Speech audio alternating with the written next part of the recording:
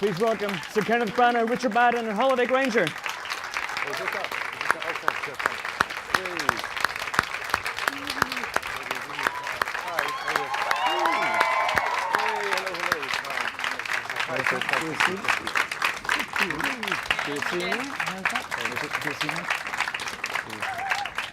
Hi. Well. Welcome. A lovely crowd. How are we all? Very well, thank you. Very Excellent. Well. Congratulations, first of all, on the huge opening in the States. Thank you very much. Amazing. Thank you. 70 million, roughly?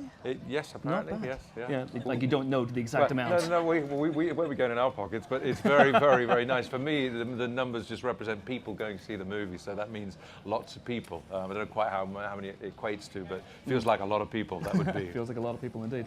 So whenever people hear the word Cinderella, I think they have an image in their heads already of what that is. How do you go about making it your own and turning it into a live-action movie and embellishing it? Well, you start with the script, obviously, but alongside the script, you get this sort of anecdotal sense of what people might like from a Cinderella movie. One of the first things that people said to me when they knew I was doing it is Gus in? This is the question. People obsessed with Gus, and I realized after a while Gus had to be in. So then I went to Chris Weitz, who wrote the screenplay, and Gus was in. And in fact, there's a whole secret mice subplot in this. We wrote entire scenes for the mice. They're all scripted. They're voiced by actors, and then they're all scrunched up. So in the home entertainment release, maybe people can discover what the secret screenplay is. But it was all prepped. But it was really about trying to embrace the set pieces in the story that people, I think, really remember. I think people are very taken with the chase from the palace. They're very taken with the transformation scenes. The story, in a way, is about transformation in lots of ways. So I wanted to do all those cinematic moments that would see our mice transform to horses and pumpkins to coaches and things.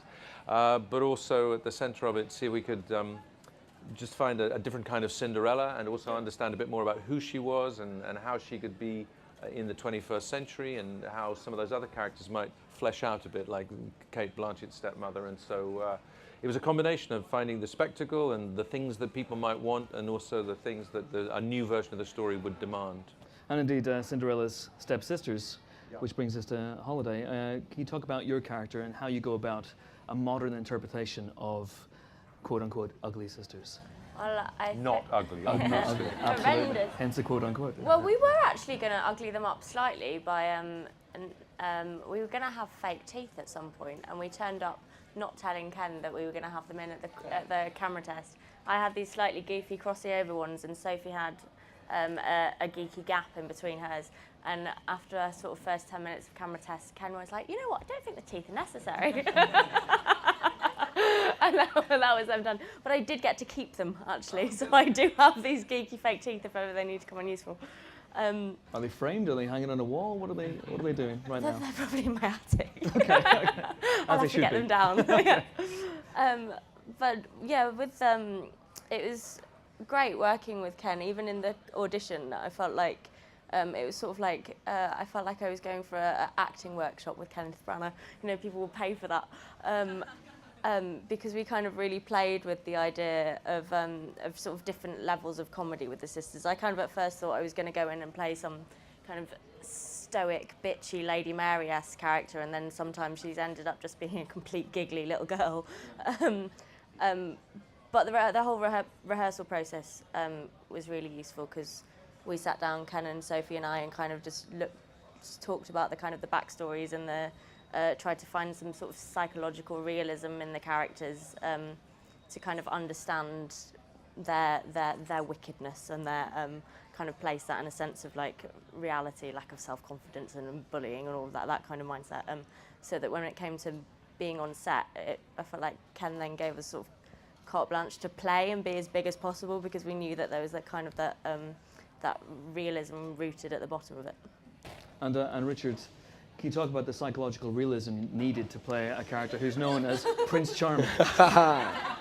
Well, we just tried to make a young man out of him, really, and kind of first and foremost, just like Cinderella's a daughter, he's a son, and that's what we kind of focused on, really, was that relationship with his dad. These characters are so influenced by their parents, so we kind of worked to try and, bring out that sense of humour between the king and the prince, and that kind of just sense of humour is a great way into a character, and I got a lot from Derek and what he did with the part so wonderfully, and I could kind of feed off that. I just basically stole bits from Derek and stole bits from Ken, tried to piece a character together. I believe Ken gave you a reading list, which seems pretty daunting. Yeah, it was. Yeah, it was kind of, yeah, Ken would kind of give me a book and say, I think the Prince would be reading that just now, if you want to take a look at it, and it's Marcus Aurelius' Meditations of Machiavelli's The Prince, and I'm going, I thought this was a Disney film. But actually, I think that's what's so great about Ken, that this could be Macbeth or Cinderella, and it's the same amount of detail and precision and thought that's gone into it. And actually, you know, I'm sure you're not gonna kind of look at my prince in this and think, oh well, he must be reading these wonderful books. But for me, it's a lot of other stuff in the head. It puts you in the mind frame of maybe where he's at and what he's thinking, so we can get into these scenes and be in a place that's real. I know what books he's reading. I know what he's been doing for the past few years.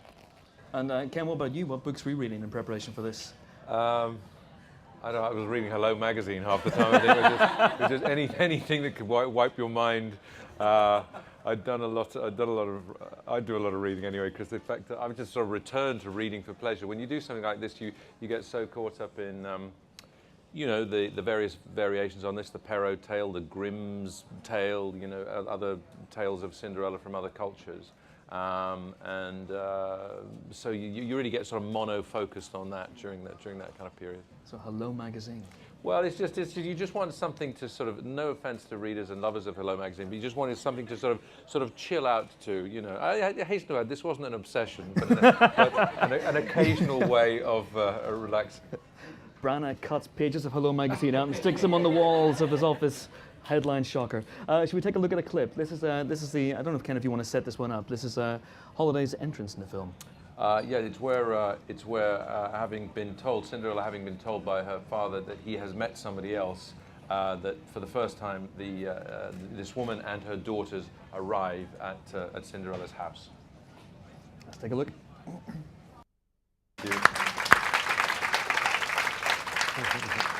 That is already for me one of the great screen entrances. It's fantastic. Well, she in a minute she turns into the most fabulous close-up, doesn't she? She's got a veil on, and she turns around, these piercing blue eyes and those cheekbones, and it's very very striking. Sandy's clothes, her entrance is great. And Kate Blanchett was already on board when you came on, is that right? But you must have known immediately this is a face I can shoot. Yeah, I just thought it was a great opportunity to work with a wonderful actress who was able to relish, a moment like that and just wear it with and own it with such style. But she's also very funny and very witty, as you might imagine, very cruel when it's required. But because we also try and give some sort of personal history to the characters, I think that she also is very personable and intimate, and she, without playing for sympathy, I think she reveals a little of why the stepmother may be as she is, and we also see her take some kind of wounds. There's a moment, without too much of a spoiler alert, we see her understand that the bond still between Ella's father and his deceased wife, Ella's deceased mother, is very strong, and you see the challenge a stepmom can have in a situation like this. It's not to excuse what she does, but Kate Blanchett makes that very subtle, so you get that kind of terrific ownership of a moment in the movie, plus you get a lot of human feeling and detail. And Holliday, we see there almost immediately that you and Sophie McShira, right from the off, are just pricking away at Cinderella, right from the off. How cruel did you allow yourselves to be on set? It was kind of hard actually, because Lily's so lovely.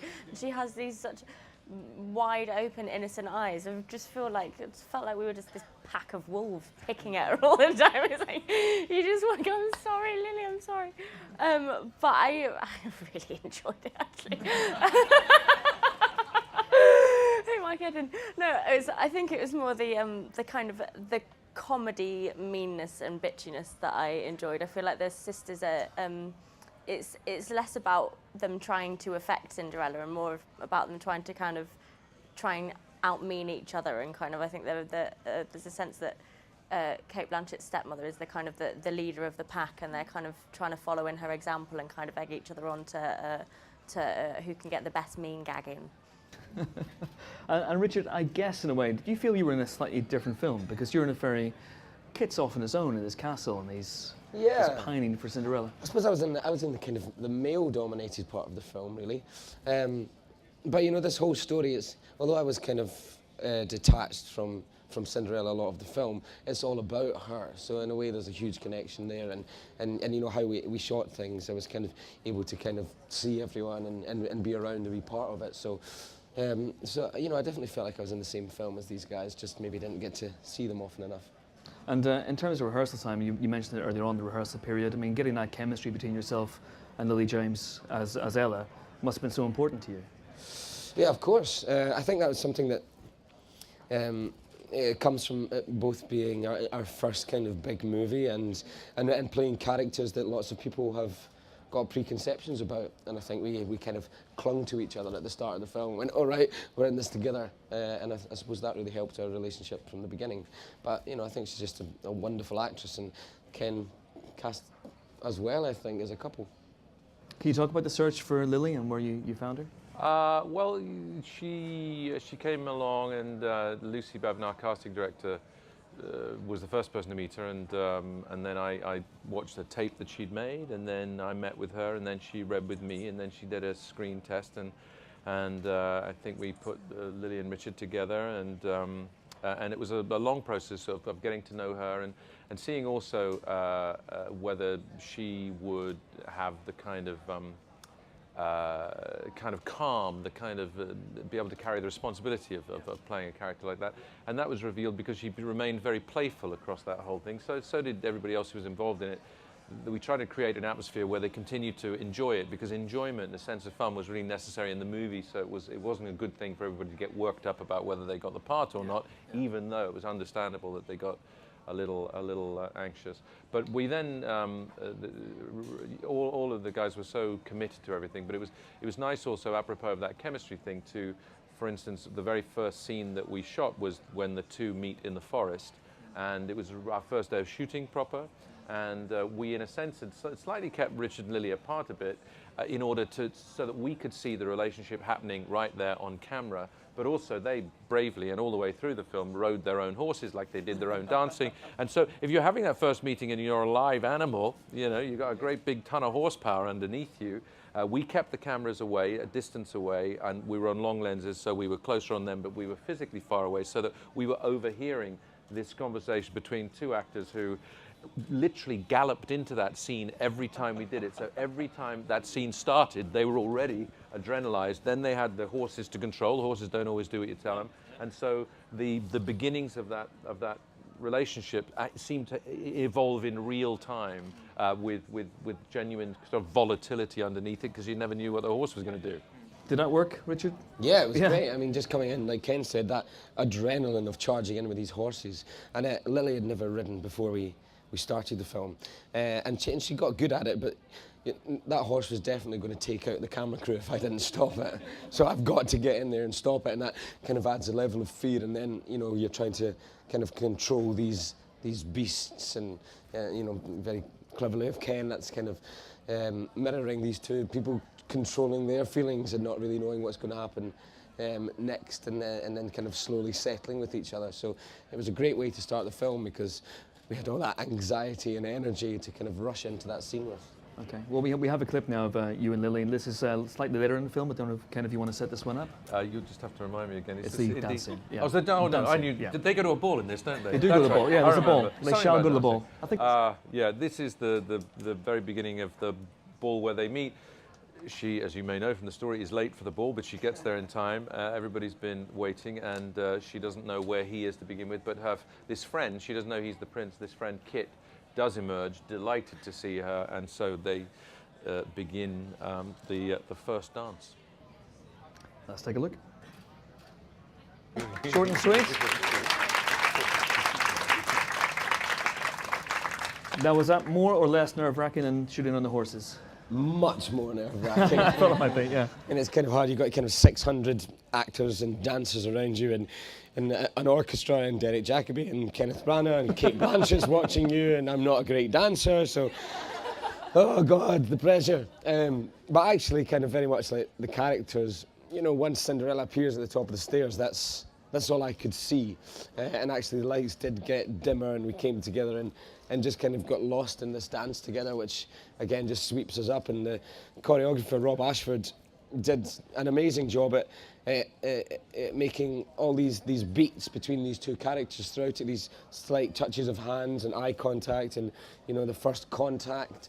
And that kind of really made it feel like acting, and I could kind of forget about my feet for a minute. Although it's true to say that across that whole sequence, we probably shot the ballroom sequence for a week. And every time we did the dance, we did the entire dance. That's the first 30 seconds of it. It goes on for 2.5 beautiful minutes. They did it from start to finish every time, in front of everybody, every time, and never messed up a move across the entire shooting of it. It was incredibly impressive and very beautiful and very touching. Yeah. And Holliday, what was it like being part of that scene, watching this unfold? Amazing. As well. Sophie and I had probably watched, we had that theme, the dance music in our heads for weeks, because we probably watched Lily and Richard rehearse that hundreds of times. But something about actually being there on the day, the first time we saw them do it for real, it was just, because we'd been watching. I mean, I remember seeing the ballroom when Ken showed it me, when it was just like literally pieces of paper and a pencil, kind of little mini model. And so we'd been gradually watching this ballroom come to life and gradually watching the costumes come to life. And then all of a sudden, first day of shooting, there's hundreds of extras on set. And we did the shot of Lily walking down the stairs and Ken just left it rolling. So it's just the first time that we actually saw the dance for real, was actually in the situation, in the ballroom, with everyone there, with everyone watching, with everyone genuinely on tenterhooks wanting to watch this dance for the first time, and it felt so magical.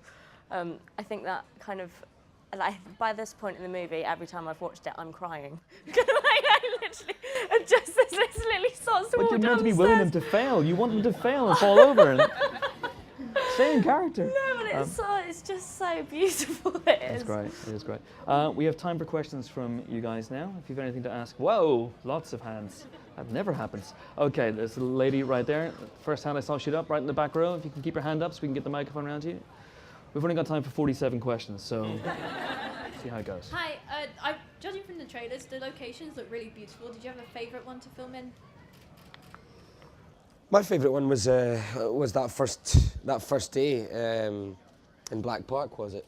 And it was this gorgeous wood by this amazing tree that looks like it's a prop. It's kind of hundreds and hundreds of years old tree in it, and it was a kind of stunning bit of beauty, and like the amazing set decoration team had put all these beautiful flowers everywhere, and it just looked like the kind of perfect place to meet someone and fall in love. And a Holiday? The ballroom set, I think, was just stunning, and even the down to every little last detail. It was a beautiful place to spend a week. And I love being in Cinderella's house, which we also built, because every time we were there, we had this whole menagerie of animals, which were very, very funny, characterful, you know, I was going to say people, but of course they're not people, they're animals. But they were very characterful, and so you got to know geese and goats and rabbits and people who don't do what you tell them when you're trying to shoot a film, but it made it very memorable. 46 more questions to go. Yes, please. Right here in the middle. You keep your hand up, please, and we'll get the microphone around to you. Thank you all so much for being here. What was the greatest challenge in making the film for each one of you that you found, either in characters or in filming? I think initially it's sort of, as an actor, you quite often, or you're used to so used to doing things by yourself, and focusing is kind of quite an internal process. But for the first time, I was having to be part of a double act, and Sophie and I had to kind of feed off each other a lot, which to begin with is quite difficult, because you have to have this level of awareness of what the other person is doing in the scene all the time, and to try and get kind of the same tone. But and so the first few days that we were working together, Ken really kind of was on me and Sophie to try and kind of speed run the dialogue and really kind of feed off each other's lines and get that kind of quick kind of frantic argument sense going on all the time. But then once we'd sort of got into it, Sophie's like just in, I think she's just got funny bones, and she's just got this sense of like comic banter in her normal life anyway. So it's just kind of, once we kind of got in the pace of it. It actually ended up being turned from being the hardest point initially to kind of the most enjoyable aspect. I think Cinderella's such like a strong, brave, amazing woman, and I read the script, and I think my biggest challenge was trying to make a man that was worthy of her affections, trying to make a man that you're watching this film and going with Cinderella and you're so on her side, and to make a character that you want to see her with, because she's this amazing woman. So on a kind of general way, was trying to create a man that was worthy of falling in love with by her. And Ken? For me, I think it was probably just generally the tone, to try and find the tone that felt that the characters were modern and contemporary and believable and credible inside a world that was classical and took you on a sort of big escapist journey, and that the two things could live side by side, hopefully. Next question, please. No, the lady behind today. Thank you. Hi, I was lucky enough to see the film last night and it was beautiful. Thank you. I just wondered, not going to give any spoilers, but there was a scene with the Prince and the King. It was like quite emotional, and it was really nice to see that. Was it nice to explore the Prince in a less one-dimensional way than the cartoon?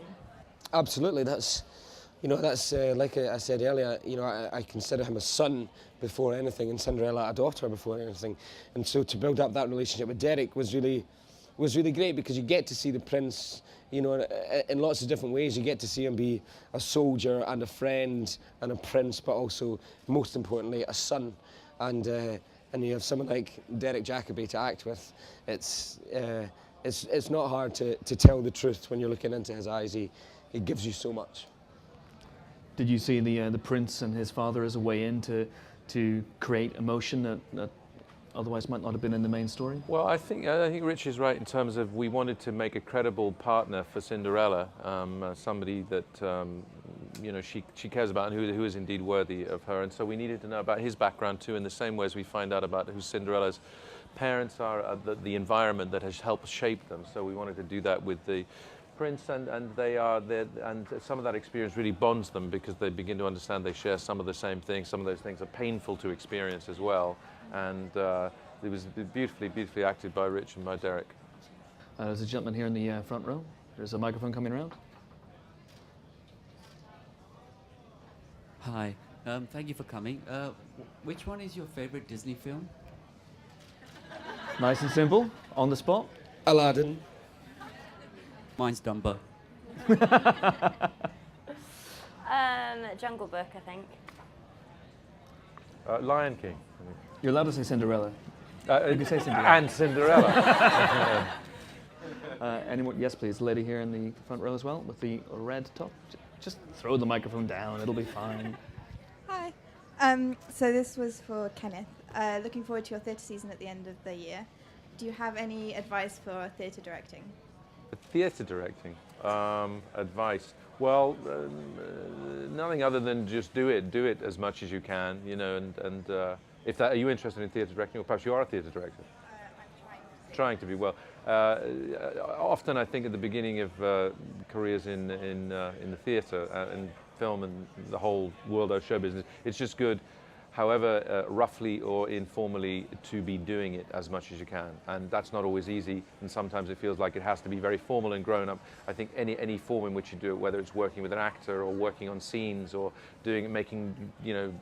recruiting friends to allow you to practice, is important. The doing it is important, and going to see it is important, and trying to recognize what the directing element of it is. So it's just trying to do it as much as you possibly can.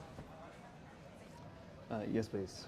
Thank you. You've talked about how the Prince has a proper backstory, and what was it that made you decide to do this? And Richard, was it something that attracted you to the film?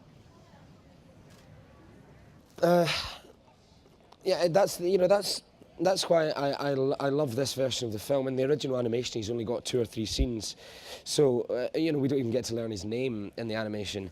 And in this version, you very much get a fleshed out character, and and someone who's an equal to Cinderella, that kind of slightly old-fashioned idea that, you know, damsel in distress needs man with big house and lots of money to rescue her from her terrible life, doesn't really work too much, and it's not relevant anymore. Actually, you meet these two as equals when the film starts, and that was really important in kind of making this story more relevant to today, I think.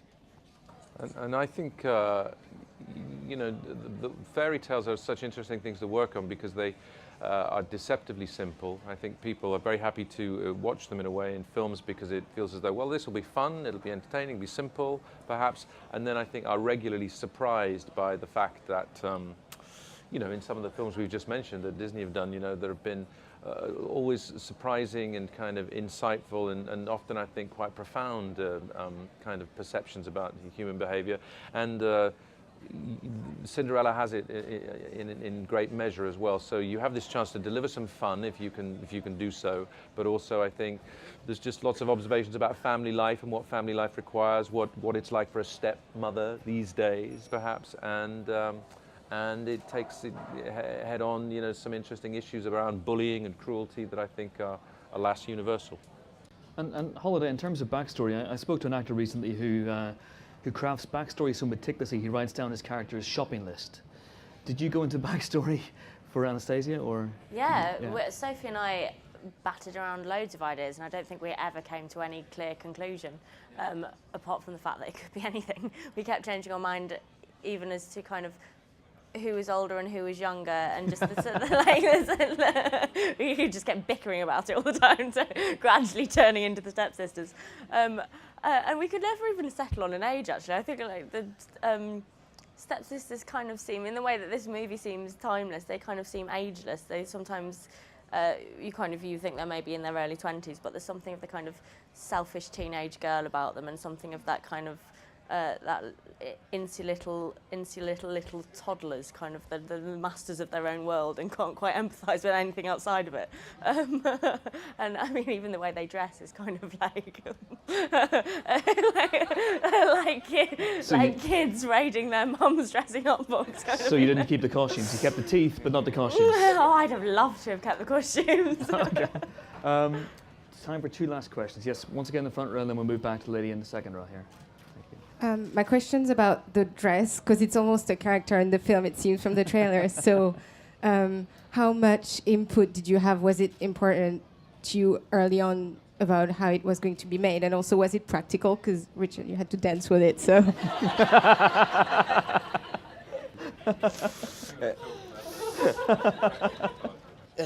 It was not hugely practical. But, you know, we had a lot of time to practice with it, and it's such a stunning piece that Sandy Powell created. And actually, once you get used to it, you just get on with it. I learned a new way of dancing, which is like skiing, because you can't lift your feet, because you just stand in the dress, rip it, Sandy will go crazy, Lily will fall over. So you kind of ski around the dance floor, and it's, we go on with it. And it's such a stunning piece, and I'll never forget, you know, the image of kind of seeing Cinderella at the top of the stairs for the first time. It took everyone's breath away. And it was obviously, and when people weren't asking about Gus Gus when I first mentioned it to them, they were asking about the dress. So I knew that there was a great anticipation for it. And then there was there were fundamental questions. Seem silly, but they're very important. What color is it? Is it in fact blue? What color shade of blue? Should it be like the blue of the 1950 animated one? Are we going to try and animate it? Are we going to sort of fiddle with it CGI-wise? But Sandy always felt that the dress, as you rightly say, is a sort of character, and so the material she chose, the kind of glitter that she chose to put into it, the jewels, the crystals that went into it, all contribute to the idea that you got a hint of in that scene, that quite apart from anything we would ever have done to it, it sort of moves in its own way, and as it came down the stairs, it was like a sort of cloud coming down the stairs. So it really had dynamic movement of a very magical kind that was based on all these acres and acres of material from all sorts of corners of the world.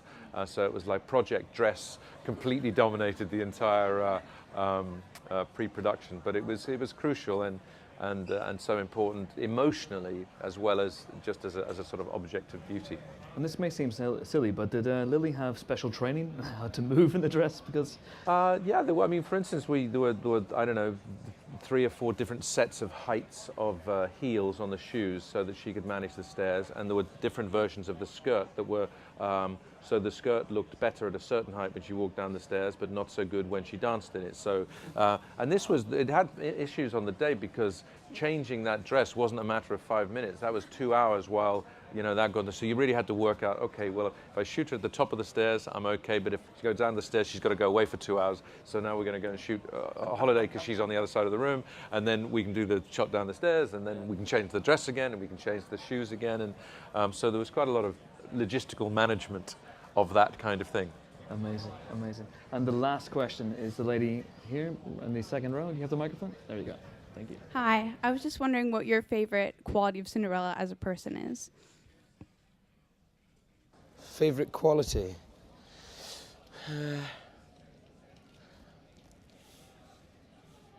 That she's not afraid to ask questions. I think that's something that I really like about her. She's not afraid to question something, and I think that's something the prince takes from her, is going, actually, yeah, let's question this and work out if it's right or wrong, and not be afraid to be wrong if it is. And Holliday? Her courage and her kindness. And Ken?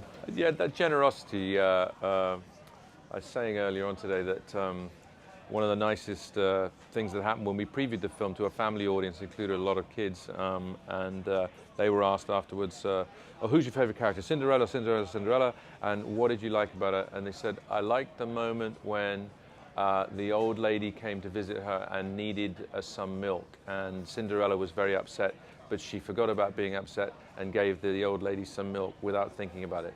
And that sort of observation of the casual generosity of Cinderella, always thinking about other people without being a sap, was I think is a lovely, lovely quality. And a lovely note on which to end. Thank you so much for coming. Thanks for your questions. Yeah, thanks a lot. Thank you. Kenneth, Holliday, Grainger, Richard Madden. Thank you.